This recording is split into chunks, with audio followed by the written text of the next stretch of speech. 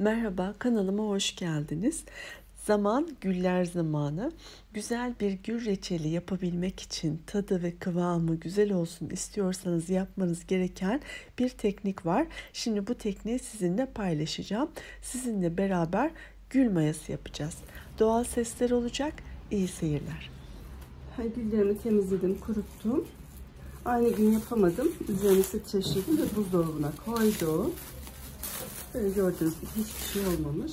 Maşallah.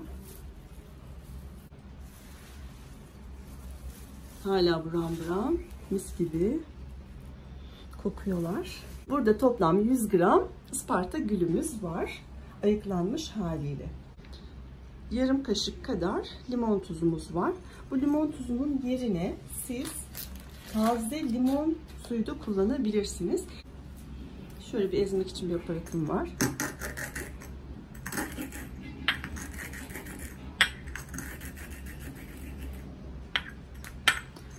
Limon tuzumuzu güzelce ezersek her tarafına homojen bir şekilde yayılacak.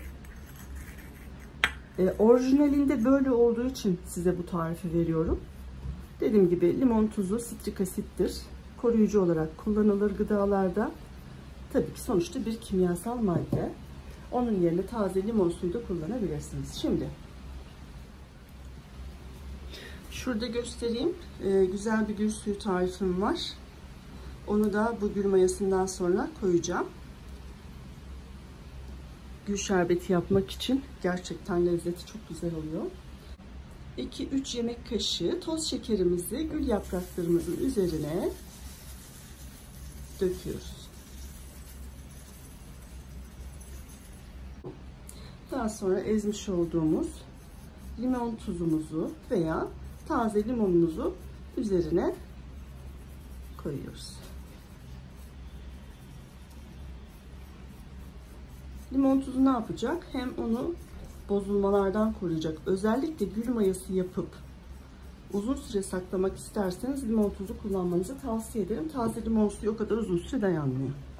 Daha sonra şu şekilde güzelce ovuyoruz. Özellikle gül yapraklarınızın çok iyi kurumuş olmasına dikkat edin. Sebze kurutucular bu işe çok uygun. Çok güzel de kurutuyor. Hiç su bırakmıyor üzerinde. Şu an balkonum mis gibi Isparta gülü kokuyor. Gül suyu, gül yağı, gül kokusu insan vücudunun frekansını yükselten, enerjisini yükselten kokulardan. Mutlaka kullanmanızı tavsiye ederim.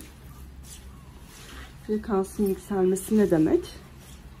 Frekansınız, vücut enerjiniz yükselirse mikroorganizmalar vücudunuza giremiyor. Girse de barınamıyor. Başka bir konakçı arıyor.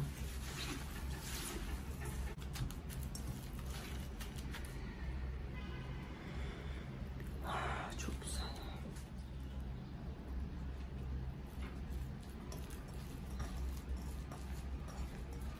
Şimdi bakın. Gülün suyunu nasıl?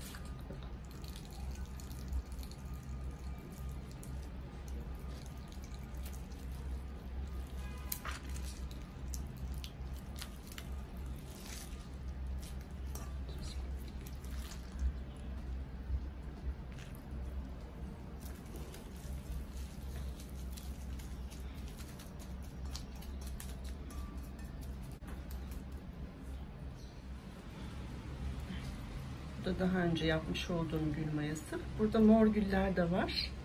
Biraz sonra onun fotoğrafını da gösteririm mor güllerin. Çok güzel mor güllerden yaptım. Şunlar da Isparta güllerinin gerçek görüntüsü.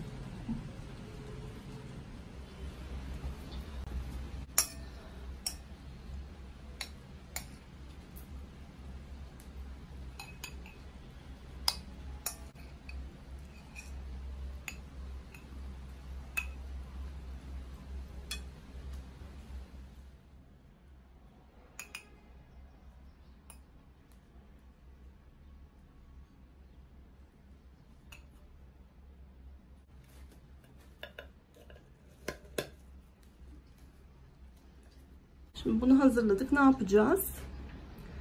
En az 2-3 gün buzdolabında dinlendireceğiz. Daha sonra da reçelini yapacağız.